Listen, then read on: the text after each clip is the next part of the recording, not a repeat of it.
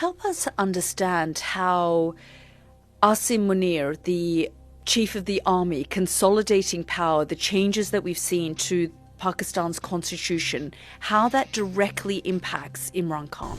Everything that's being done in Pakistan, in one way or the other, is being done to tackle Imran Khan. Imran Khan's biggest enemy isn't the Chief of Army Staff, Asim Munir. It's actually his own popularity. If he wasn't as popular as he is, he would have been out in house arrest.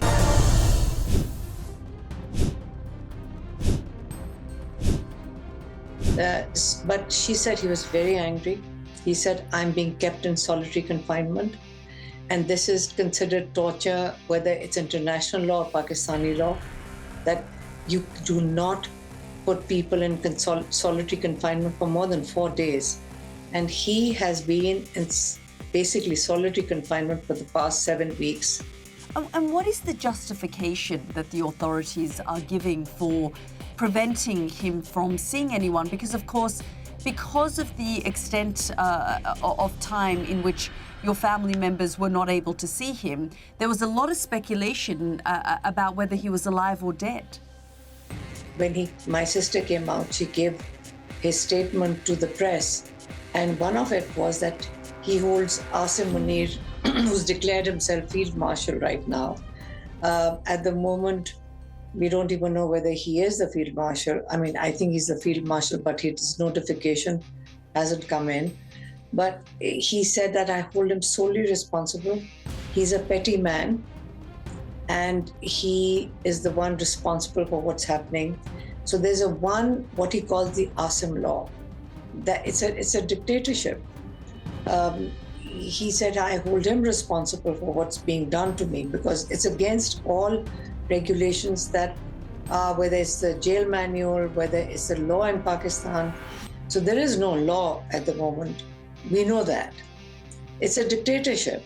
It's all such a sham that there's a lot of anger in Pakistan. So today, I think the only reason my sister was allowed to see him was because there were a lot of people outside the jail. Because you're avoiding my questions. Can I I'm just not ask? avoiding your question. I'm answering your question. Is the civilian government, the military, and the ISI so afraid of Imran Khan that you can't allow access to family members to him? Are you so afraid of Imran Khan that you won't give access to his family members?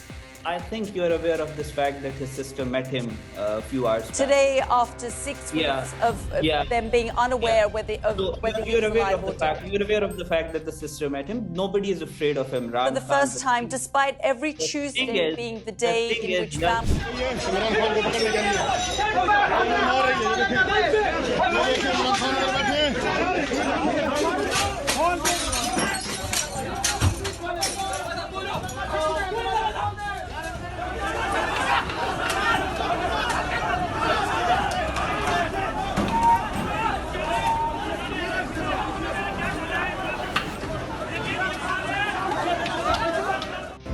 कि जब बुरा वक्त आता है आपने हार नहीं माननी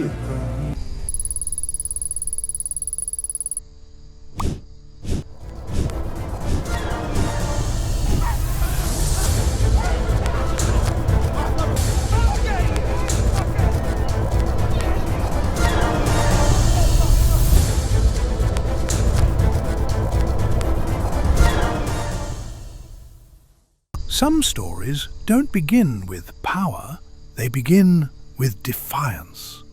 And few journeys ignite a country and collide this hard with the system.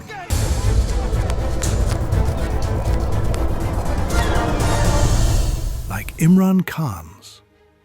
This is not only Pakistan's story, but a warning and a mirror for democracies everywhere. Millions say they are ready to give their time, their money, even their safety. To millions, he's hope. To opponents, disruption. To observers, a stress test for Pakistan's fragile hybrid democracy. You don't think General Asim Munir is more powerful than you are in Pakistan today? No, I'm a political appointee. I'm a political worker. You know. But I'm saying in other countries, in this country, we're in the US. Peter Hegseth can fire the top American general. You can't fire the top Pakistani general.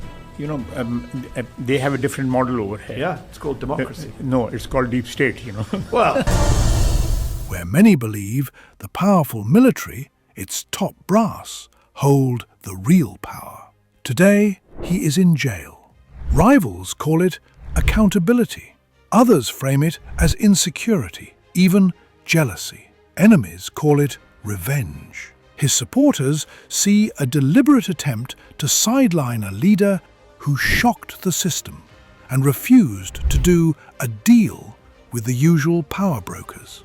But to some, he is a maverick who shattered a long-running Bhutto-Sharif dynastic script of musical chairs, one that many Pakistanis believe was carefully choreographed by the country's powerful military establishment. The man who tipped over the apple cart and helped redraw the political map in ways his critics never expected. To others, he is paying the price for refusing to bend the knee to the powers that be, both in Pakistan and beyond. Court rulings seem to rise and fall. The rule of law he once championed is now, his supporters claim, being arbitrarily turned against him, weaponized to remove him from the field, fearful of his popularity despite everything thrown at him. And enemies flaunt his downfall as proof that there are no double standards, only consequences. Sentences and punitive measures seem to appear, vanish, only to return with venom, others claim. Again and again, Imran Khan told his followers that their real enemy was not defeat, but fear. That a nation only changes when people break the chains of fear and stand for truth, what he termed the true azadi, inside and out, whatever the cost. Today, his supporters say he is living that message and paying the ultimate price, choosing to trade comfort, luxury and power and risk his future for principle, behind bars, cut off from family, lawyers, and the crowds that once filled his rallies.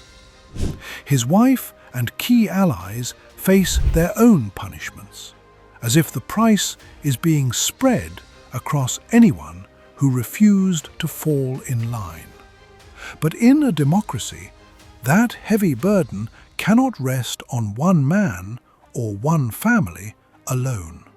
Those who now sit in assemblies and in positions of power on the strength of Imran Khan's name and message, even after losing the party symbol and running as independents, and the millions who voted and marched for that promise, are all now forced to ask themselves a harder question. Will they simply choose to ride the wave, let Imran, his family, and a handful of loyalists pay the price, or share even a fraction of the cost of the stand they once cheered on? Because history suggests that power rarely gives up space on its own. It only shifts when ordinary people decide that fear will no longer make that choice for them. And still, one question refuses to fade. Is this justice? Pressure? Fear? Politics? Or a head-on collision of all four? Something that will define a generation and perhaps redefine Pakistan.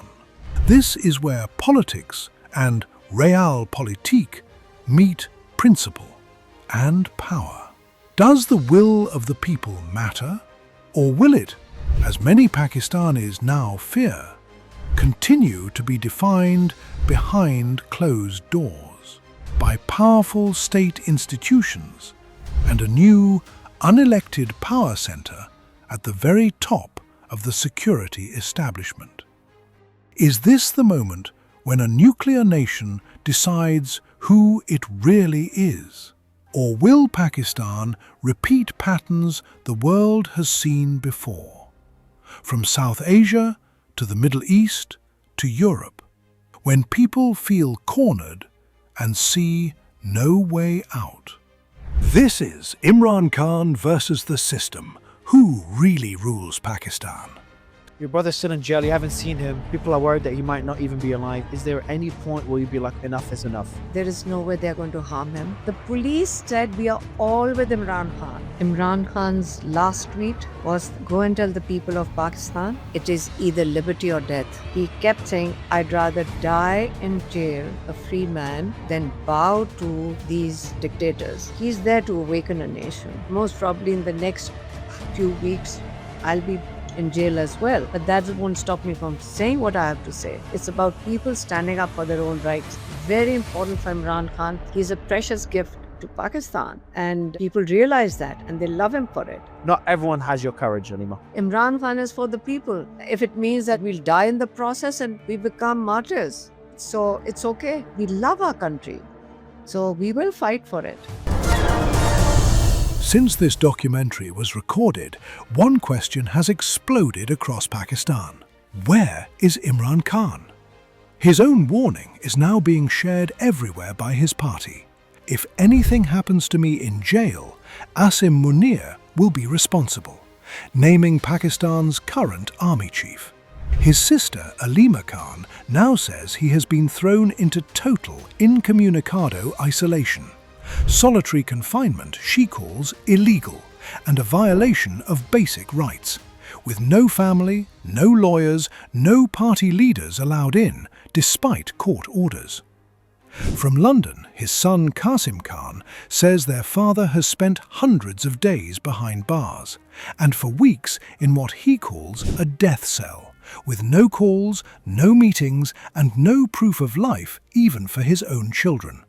An absolute blackout, he says, is a deliberate effort to hide his condition.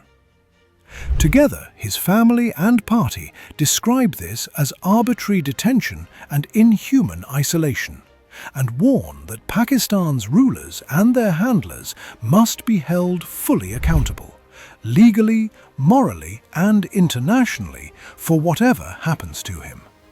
Pakistan's prison authorities tell a very different story. They insist Imran Khan is alive inside Adiala jail, fully healthy under medical supervision, and dismiss all death and transfer rumours as baseless. But with no neutral access, independent verification, no recent images, and no direct contact, millions are left choosing who to believe, without seeing him for themselves. By the time you watch this, some facts may have changed. What has not changed is the heart and soul of the story. When even proof of life becomes a battle of narratives, the question is no longer only where is Imran Khan? It is who really rules Pakistan, who gave them this power, and what they are willing to gamble with, people's lives, freedoms, and the country's future, to keep that power. This is Makaverse. We connect the dots. Independent, non-profit, unapologetic. Thank you for watching.